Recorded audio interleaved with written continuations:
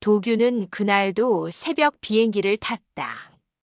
제주에 도착한 시간은 오전 9시.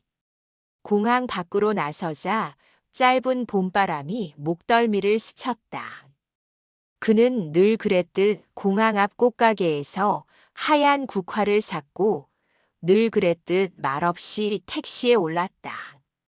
기사에게 아무 말도 하지 않아도 목적지는 늘 같다. 유채꽃이 흐드러지게 피는 성산 쪽 언덕 위 공동묘지. 도균의 아내 정순이 잠든 곳이었다. 그곳은 바람이 많이 부는 언덕이었다. 정순은 살아생전 바람을 참 좋아했다. 그런 사람치고는 몸이 약했지만 정수는 늘 햇살과 바람과 꽃을 좋아했었다. 유난히 노란색을 좋아했죠. 도규는 누군가에게 그렇게 말한 적이 있다. 노란 치마, 노란 손수건, 그리고 봄이면 꼭 유채꽃. 꽃을 든 채 묘 앞에 선 도규는 말없이 바람을 맞았다. 그는 눈을 감고 조용히 속삭였다. 올해도 피었어요. 당신이 그렇게 좋아하시던 유채꽃이요. 보기 좋게 활짝 폈습니다. 묘비 앞 작은 돌무더기 위에 꽃을 내려놓은 뒤 도규는 천천히 돌아섰다. 그리고 그 순간 누군가와 마주쳤다. 언덕 아래 유채꽃밭에서 올라오던 젊은 여자였다.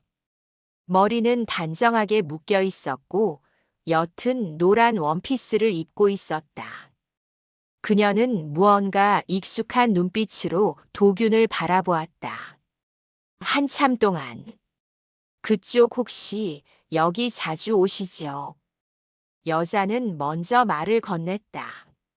목소리는 맑았고 낮게 떨리는 기색도 보였다. 도균은 생전 처음 보는 얼굴이라고 생각했다. 하지만 낯설지가 않았다. 가끔 봄마다. 도균은 짧게 대답한 뒤 시선을 돌리려 했다. 하지만 여자의 다음 말이 발걸음을 멈추게 만들었다. 여기 매년 봄이면 누군가를 기다리는 꽃이에요. 바람 불어도 피고 혼자라도 피어요. 이상하죠. 그 문장, 그 말투, 그 울림. 도규는 갑작스레 숨이 막혔다. 정순이 생전 마지막으로 남겼던 말. 그때도 그녀는 꽃밭을 바라보며 웃었고 똑같은 말을 했었다. 기억은 너무 또렷해서 차라리 어제 들은 것처럼 생생했다. 여자는 고개를 숙이며 가볍게 인사하고 자리를 떠났다. 도규는 어지러운 마음을 다잡으며 고개를 돌렸지만 그녀는 이미 유채꽃밭 아래로 사라지고 있었다. 도규는 멍하니 그 자리에 서 있었다. 눈앞에 노란 꽃들은 흔들렸고 그 안에 정순의 그림자가 아른거렸다. 그리고 그 젊은 여자의 뒷모습은 정순이 젊었을 적 자신과 처음 마주했던 날과 너무도 닮아 있었다. 그날 밤 도규는 묵고 있는 작은 숙소에서 정순의 유품함을 열었다. 오래된 상자 안에는 정순의 일기장이 들어 있었다. 아직 펼쳐보지 못한 평생 함께 살았지만 몰랐던 한 사람의 마음이었다. 첫 장을 넘기자 또렷한 글씨로 이렇게 쓰여 있었다. 3월 29일. 올해도 그 사람을 보러 간다. 꽃이 피면 마음이 흔들린다. 도규는 밤새 잠을 이루지 못했다. 정순의 일기장은 얇고 조용했지만 그 속에 담긴 문장은 도균의 마음을 헤집기에 충분했다. 책장을 넘길 때마다 정순의 목소리가 속삭이는 듯 들려왔다. 꽃이 피면 마음이 흔들린다. 올해는 왔을까? 아니면 기억하지 못할까? 그래도 나는 가야지. 그는 몰라도 나는 잊지 않으니까. 그는 누구였을까? 도규는 두 눈을 질끈 감았다. 하지만 어떤 장면들이 자꾸 떠올랐다. 정순이 혼자 제주에 내려오겠다고 했던 몇 해 전 봄. 그땐 자신이 병원에 입원해 있었고 정수는 늘 그랬듯 다정하게 웃으며 말했다. 당신 없는 유채꽃밭은 적응이 안 되겠지만 그래도 한번 다녀올게요. 봄 놓치면 아쉽잖아요. 그때는 이상하지 않았다. 서로의 공간을 존중하던 나이였고 무엇보다 그녀를 의심한 적이 없었다.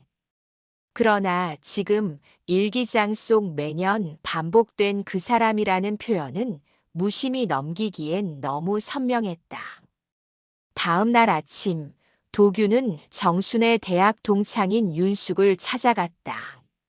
두 사람은 몇십 년 지기였고 정순이 가장 편하게 털어놓던 친구였다.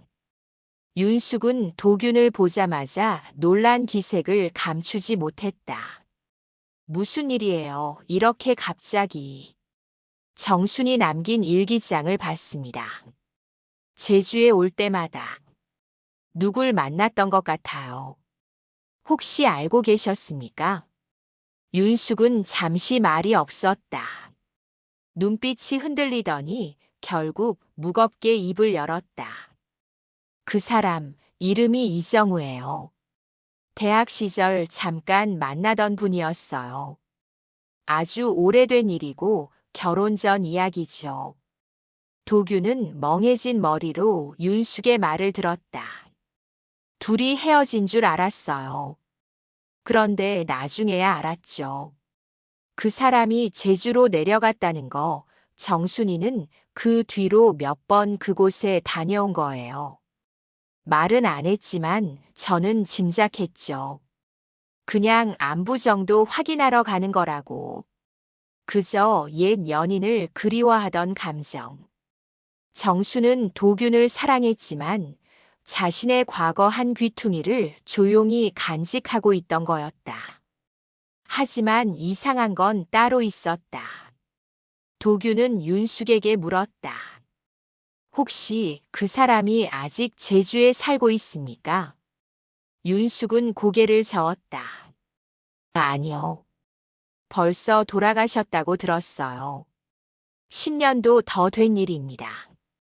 그 순간 도규는 알 수 없는 공허함과 함께 또 다른 의문이 떠올랐다. 그럼 정수는 왜 매년 제주를 찾았을까? 정우가 세상을 떠난 뒤에도 무언가를 보러 왔던 이유는 무엇이었을까? 도규는 불쑥 어제의 젊은 여자가 떠올랐다. 노란 원피스, 낮은 목소리, 그리고 그 말. 혼자라도 피어요. 그 말투 어디선가 들은 것만 같았다. 마치 정순의 젊은 시절을 빼닮은 사람처럼 느껴졌다. 그날 밤 도규는 일기장을 다시 펼쳤다. 5해 전 기록에 짧게 이런 문장이 적혀 있었다. 작은 손을 잡았다. 처음 본 아이인데도 왠지 눈빛이 낯설지 않았다. 피가 섞이지 않아도 마음은 닮을 수 있나 보다. 그 순간 도규는 다시 숨을 멈췄다. 정순이 제주에 내려온 진짜 이유가 단순한 옛사랑 때문만은 아니었을지 모른다는 생각이 가슴을 치고 지나갔다. 도규는 다시 유채꽃밭으로 향했다. 햇빛이 사라진 늦은 오후, 사람들은 하나둘 발길을 거두고 있었다. 그는 천천히 그 여자가 사라졌던 언덕 아래를 살폈다. 그날 정순을 닮은 그 아이는 어디로 갔을까? 환영이었을까? 우연이었을까? 하지만 그의 가슴 한켠엔 왠지 모를 확신이 피어나고 있었다. 그 아이는 정순의 과거와 무관하지 않다는 느낌. 꽃밭 옆 작은 찻집. 그곳은 정순이 생전에 자주 들렀던 곳이었다. 도규는 낡은 의자에 앉아 창밖을 내다보며 주인을 기다렸다. 잠시 뒤 나이 지긋한 여주인이 찻잔을 들고 다가왔다. 정순 씨, 올해도 못 오셨네요. 주인의 말에 도규는 순간 숨이 멎는 듯 했다. 그녀를 아십니까? 매년 이곳에 왔다고 들었습니다. 알죠. 매년 유채꽃 필 즈음엔 꼭 와서 말차 한 잔 시켜 드셨어요. 조용히 앉아 꽃을 보다가 가셨죠. 무슨 생각을 하셨는진 모르지만 참 고운 분이었어요. 혹시 젊은 여자아이 본 적 있으십니까? 이 근처에서. 도규는 말을 멈췄다. 추측으로 꺼내기엔 너무 섣부른 말이었다. 그러나 주인은 고개를 끄덕였다. 노란 원피스 입은 애 말씀하시는 거죠. 자주 보여요. 말수는 없는데 유채꽃 피면 꼭 나타나더라고요. 이상하죠. 제주 사람이 아닌 것 같은데도 꽃이 피면 나타나요. 꼭 뭔가 기다리는 사람처럼. 그 순간 도규는 가슴이 철렁 내려앉았다. 그 아이가 누구랑 오는 겁니까? 항상 혼자예요. 어릴 땐 할머니랑 같이 오더니 요 몇 년은 혼자였어요. 그 말에 도규는 정신이 멍해졌다. 어린 시절부터 나타났다면 정순이 살아있을 때부터 이미 이곳에 있었단 뜻이었다. 그날 밤 도규는 정순의 일기장을 다시 펼쳤다. 그리고 발견했다.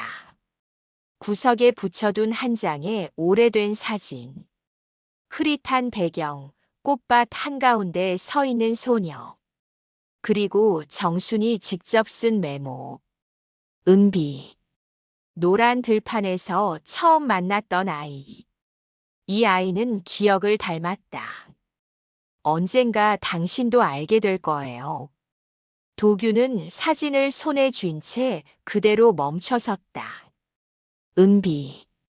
이름조차 낯설지만 그녀가 이 모든 기억의 열쇠라는 걸 직감할 수 있었다.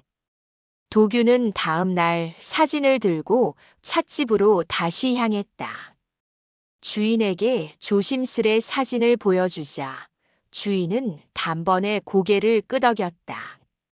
맞아요. 이 아이예요. 지금은 좀 더 컸지만 눈빛은 여전해요. 그날 저녁 도규는 찻집 근처를 서성이며 해질 무렵을 기다렸다. 바람이 살짝 불어오던 그 순간 유채꽃 사이로 한 여인이 천천히 걸어 나왔다. 노란 원피스, 검은 머리, 그리고 또렷한 눈빛. 도규는 떨리는 마음으로 그녀에게 다가갔다. 잠깐 이야기 좀 해도 되겠습니까? 그녀는 잠시 도균을 바라보다가 조용히 고개를 끄덕였다. 은비는 조용히 찻집 앞 나무 벤치에 앉았다. 도균도 그 옆에 앉으며 손에 든 사진을 천천히 꺼냈다. 그녀는 사진을 보더니 조용히 미소를 지었다. 맞아요. 그 사진 할머니가 찍어주신 거예요. 유채꽃 필 때마다 꼭 여기 데려오셨어요. 어릴 땐 왜 그런지 몰랐는데 지금은 조금 알 것 같아요. 도규는 조심스레 물었다. 정순 씨 아니 그쪽 말로는 할머니라고 하셨죠. 은비는 고개를 끄덕였다. 친할머니는 아니에요. 피가 이어진 건 없어요. 제가 6살이던 봄 유채꽃밭에서 처음 만났어요. 저는 그땐 보호시설에 있다가 일시 위탁으로 내려와 있었고 할머니는 산책 나온 길이었어요. 도규는 말없이 들었다. 그녀의 말이 마치 오래된 흑백 필름처럼 마음속에 투영되었다. 그분이 그러셨어요.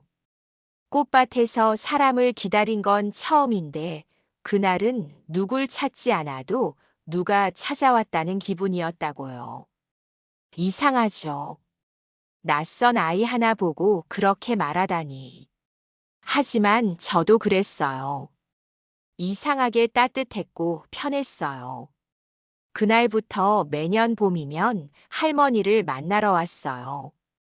도균의 눈에 어느새 눈물이 고였다. 정수는 말하지 않았지만 그렇게 누군가의 삶 속에 깊이 들어가 있었다. 은비는 조용한 미소로 그를 바라보았다. 할머니가 돌아가시기 전 제 손을 꼭 잡으면서 그러셨어요. 언젠간 당신이 오실 거라고. 당신은 늦게 진실을 알 테지만 그래도 올 거라고요. 도균은 그제야 이해할 수 있었다. 정순이 죽기 전 남긴 말. 내년에도 꽃 피면 꼭 보러 가요. 그건 단지 꽃을 향한 말이 아니었다. 어떤 인연을 향한 유언이었고 자신에게 전하려던 마지막 메시지였다. 그럼 내가 그 당신입니까? 도균의 물음에 은비는 천천히 고개를 끄덕였다. 처음엔 이름도 모르고 얼굴도 몰랐어요. 하지만 할머니가 남긴 상자 안에 사진이 있었어요. 젊은 시절의 할머니 그리고 아저씨요. 그녀가 가방에서 조심스레 오래된 흑백 사진 한 장을 꺼냈다. 사진 속 도균과 정수는 젊었다. 손을 꼭 잡고 유채꽃밭에 서 있었다. 도균은 그 사진을 보자 입술을 떨며 고개를 끄덕였다. 그때 처음 만났던 날이었습니다.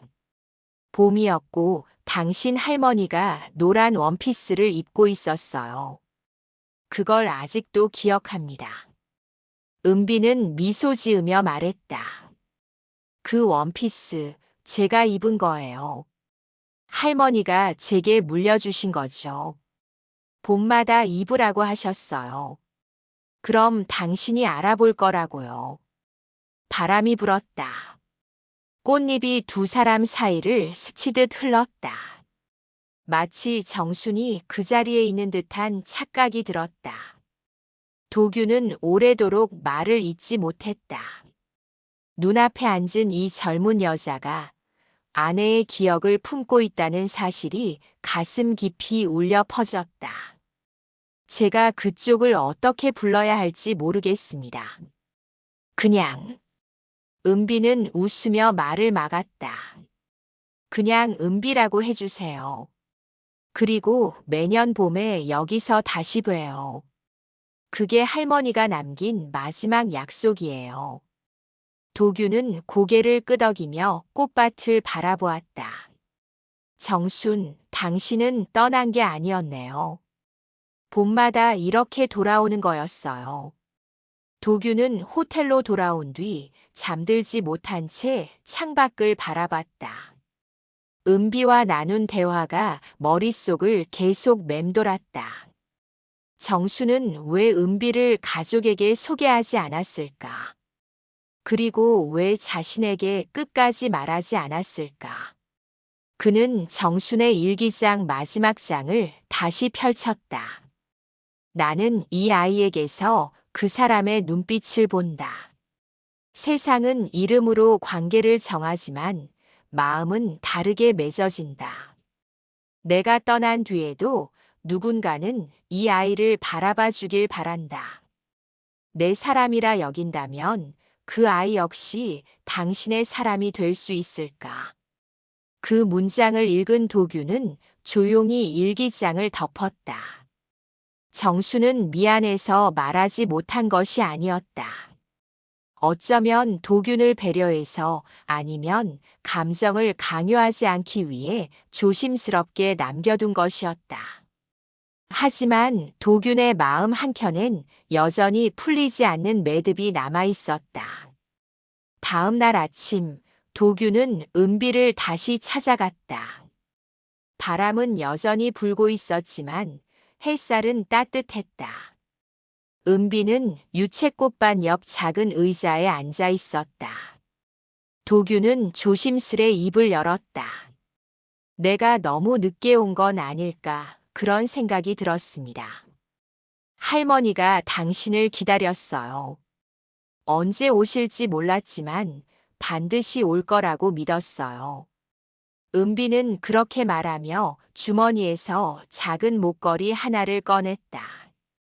펜던트 안에는 작고 오래된 사진이 들어 있었다.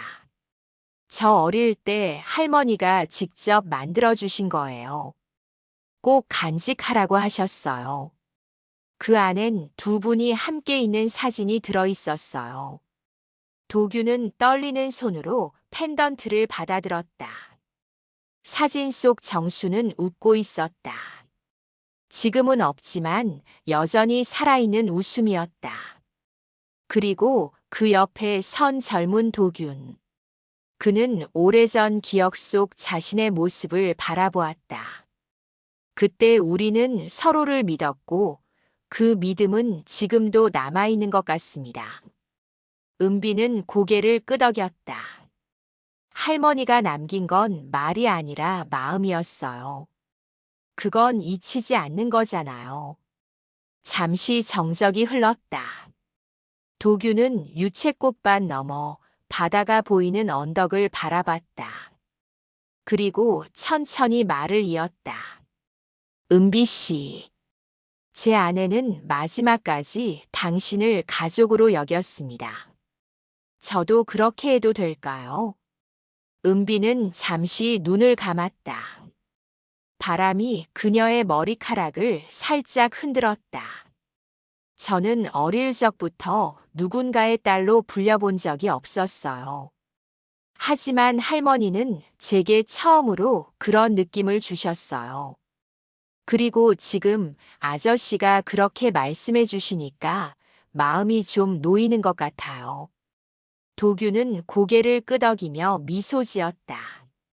그럼 이제 우리 매년 여기서 봅시다.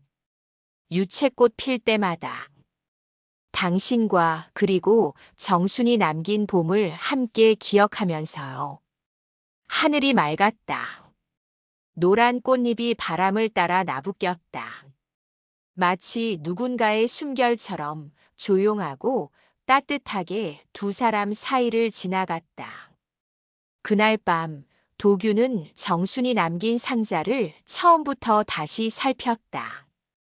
은비의 이야기를 들은 뒤 왠지 모르게 이 상자 안에 또 다른 단서가 숨어 있을 것 같았다.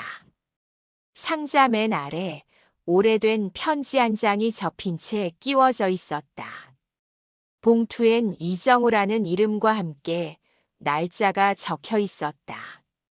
2014년 3월.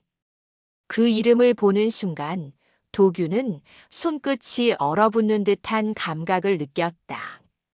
정순이 일기장에만 적어두었던 이름. 그녀의 과거. 그녀가 끝내 말하지 않았던 그 사람. 도규는 깊은 숨을 내쉬고 편지를 펼쳤다. 정순 씨, 꽃이 피기 시작했네요. 당신이 좋아하던 계절입니다. 우리가 제주에서 처음 마주한 봄도 이런 날씨였죠. 당신의 웃음이 유채꽃보다 더 밝았던 그날을 지금도 잊지 못합니다. 나는 이제 그 시절로 돌아갈 수 없다는 걸 알고 있습니다. 당신은 가족을 선택했고 나는 그림자처럼 남았죠. 하지만 가끔은 당신도 나처럼 돌아보고 있는 건 아닌지 궁금했습니다. 그래서 말하지 못한 진실을 이렇게 적습니다.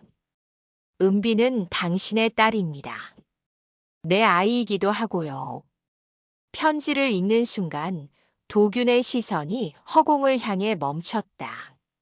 심장이 조여왔다. 그는 다시 손끝으로 글자를 더듬으며 편지를 읽었다. 그날 당신은 무릎을 꿇고 아이를 안았습니다. 하지만 아이의 존재를 남편에게 말하진 않겠다고 했죠. 그 선택을 존중합니다. 그게 당신의 방식이라는 걸 알고 있었으니까요. 하지만 은비가 자라면서 당신의 마음도 바뀌리라 믿었습니다. 당신이라면 언젠가 아이에게 사랑이라는 이름으로 다시 다가가리라 믿었고요. 도균 씨는 좋은 사람입니다. 당신이 그를 선택한 이유를 이제는 알 것 같아요. 하지만 이 진실이 그에게도 전해지길 바랍니다. 언젠가는요. 편지는 그 문장으로 끝나 있었다. 도균은 한참을 움직이지 못한 채 앉아 있었다. 정수는 숨겼다. 은비를 낳았다는 사실도, 그 아이의 아버지가 누구인지도, 그리고 그 아이를 자신과 함께 키우지 않았다는 것도. 그제야 도균은 모든 것이 선명해졌다. 왜 정순이 은비를 기억이라고만 말했는지, 왜 매년 혼자 유채꽃밭을 찾았는지, 왜 마지막까지 자신에게 말하지 않았는지. 한참 후 그는 다시 찻집으로 향했다. 은비는 차를 마시며 책을 읽고 있었다. 도균은 조용히 은비 맞은편에 앉았다. 이야기할 게 있습니다. 은비는 조용히 책을 덮고 고개를 끄덕였다. 혹시 무슨 일 있으셨어요? 도균은 떨리는 손으로 편지를 꺼냈다. 내 어머니가 남긴 편지입니다.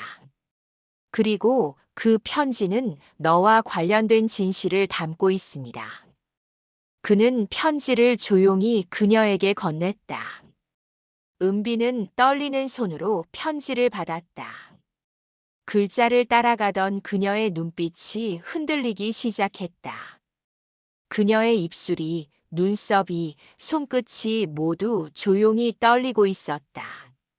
그게 정말이에요. 그럼 저 당신 딸이었어요? 도균은 조용히 고개를 저었다. 아니요. 나는 내 아버지가 아닙니다. 하지만 정순 씨가 너를 내게 남기고 간 순간부터 나는 내 아버지가 되고 싶었습니다. 은비는 끝내 울음을 터뜨렸다. 그녀는 아무 말 없이 고개를 숙인 채 두 손으로 얼굴을 감쌌다. 도균은 조용히 손을 내밀었다. 그리고 은비의 손을 잡아주었다. 은비는 편지를 쥔 손을 내려다보며 한참을 움직이지 않았다.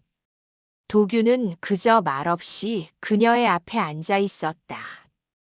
유채꽃밭 밖 바람에 흔들리는 나무 그림자가 찻집 벽에 드리워졌다. 창 너머 햇살은 여전했지만 은비의 마음엔 어두운 구름이 드리운 듯했다. 제가 이 세상에 온 게 누군가의 선택이 아니었다는 걸 알면서도 괜찮다고 생각했어요. 하지만요, 막상 이렇게 적힌 글자를 눈으로 보고 나니까 제가 없었으면 누군가는 더 행복했을 수도 있었겠다는 생각이 들어요. 은비의 말에 도균은 조용히 고개를 저었다. 아니에요. 그 아이가 없었다면 정순 씨는 그만큼 따뜻한 사람으로 남지 못했을 겁니다. 그리고 나 역시 당신을 만나지 못했을 거고요. 하지만 왜요? 왜 숨겼을까요? 왜 평생 말하지 않았던 걸까요? 제게는 할머니였고 아저씨에겐 아내였던 분이잖아요. 우리를 믿었다면 말해줬어야 하는 거 아니에요. 그 말에는 원망이 섞여 있었다. 은비는 울지도 분노하지도 않았지만 그 침착함 속에 깊은 슬픔이 스며 있었다. 도균은 조용히 말했다. 정순 씨는 아마 선택할 수 없었을 겁니다.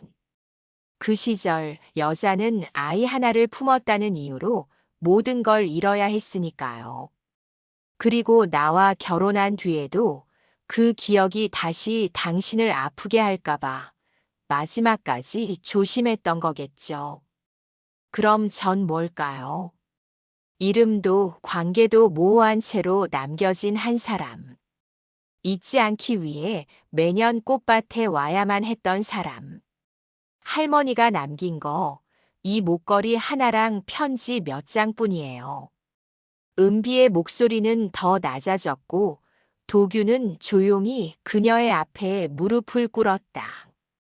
내가 어떤 자격도 없다는 건 잘 압니다. 하지만 말하고 싶었습니다. 나는 이제라도 당신의 곁에 있고 싶습니다. 가족이란 말, 쉬운 말이 아니라는 거 알지만 그래도 가족이 되고 싶습니다. 은비는 떨리는 눈빛으로 도균을 바라봤다. 그는 한치의 흔들림 없이 그녀의 시선을 받아냈다. 할머니가 늘 그러셨어요.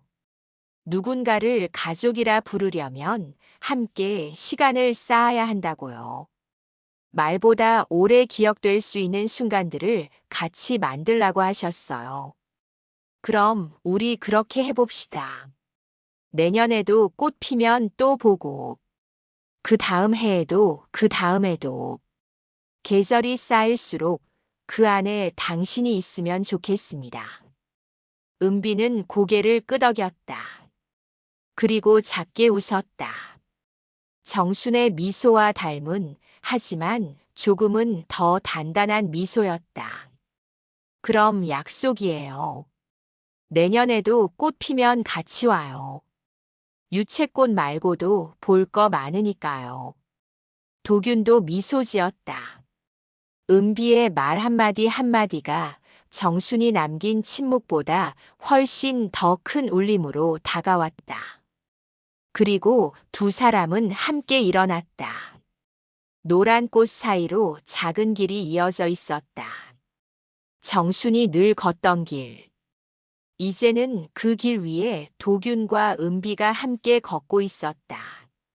그 해봄은 유난히 길었다. 바람은 잦아들고 노란 꽃잎은 더디게 지며 계절은 천천히 사람들의 마음을 따라 흘러갔다. 도균은 서울로 돌아온 지 한 달 뒤 다시 제주행 비행기 표를 끊었다. 정순과 함께 매년 찾던 그 숙소, 그 골목, 그 밭길. 그 모든 장소가 어느새 은비와 함께 나눌 기억의 무대가 되었다. 이번엔 은비가 먼저 도착해 있었다. 공항에서 마주친 두 사람은 아무 말 없이 가볍게 웃었다. 말보다 자연스러운 인사가 이제 둘 사이엔 익숙해진 듯 했다. 숙소에는 새로 인화된 사진들이 붙어 있었다. 정순이 생전에 찍었던 유채꽃 사진들과 은비가 최근에 찍은 사진들이 나란히 붙어 있었다. 시간은 다르지만 꽃은 똑같이 피어 있었다. 그리고 웃는 얼굴들도. 도균은 정순의 유품을 보관하던 작은 나무 상자를 조심스레 꺼냈다. 그 안에는 이제 편지와 사진뿐 아니라 은비가 최근 정리한 기록들도 함께 들어 있었다. 정순이 남긴 것들에 은비가 더해준 조각들이었다. 도균은 조용히 말했다. 정순 씨, 이제야 우리가 조금씩 당신 곁으로 돌아가고 있습니다. 잊은 적은 없었습니다. 그저 이해하는데 시간이 오래 걸렸을 뿐입니다. 은비는 창밖을 바라보며 말을 이었다. 할머니가 남긴 모든 계절이 결국 제 안에 남아있더라고요. 그리고 이제는 아저씨와 함께 새로운 계절을 만들어도 괜찮을 것 같아요. 다음 날 아침 두 사람은 유채꽃밭으로 향했다. 도균은 작년 봄 혼자 걷던 그 길을 떠올렸다. 그때의 바람, 그때의 공기, 그때의 정막. 하지만 이번엔 옆에 발자국이 하나 더 있었다. 은비의 발자국. 정순이 그토록 바라던 함께 걷는 봄이었다. 그들은 정순이 자주 앉던 작은 나무 벤치에 함께 앉았다. 은비는 정순의 목소리를 흉내내듯 말했다. 유채꽃은 피고 바람은 불고 사람은 늙어요. 하지만 마음만은 그 자리에 남는다고 했죠. 도규는 조용히 고개를 끄덕이며 답했다. 그 마음 우리가 함께 지켜나가면 좋겠습니다. 잠시 뒤 은비는 주머니에서 작은 사진을 꺼내 벤치 옆 돌담에 조심스럽게 붙였다. 정순이 활짝 웃고 있는 사진. 그녀의 뒤로 노란 꽃이 가득했고 손에는 작은 메모가 들려 있었다. 내년에도 꽃 피면 꼭 보러 가요.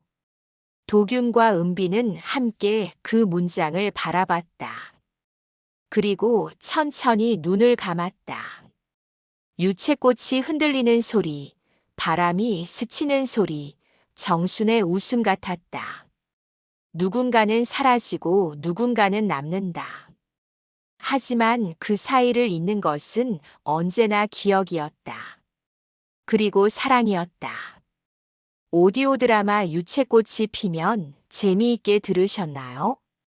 다음에도 더 따뜻하고 감동 있는 사연으로 찾아뵙겠습니다.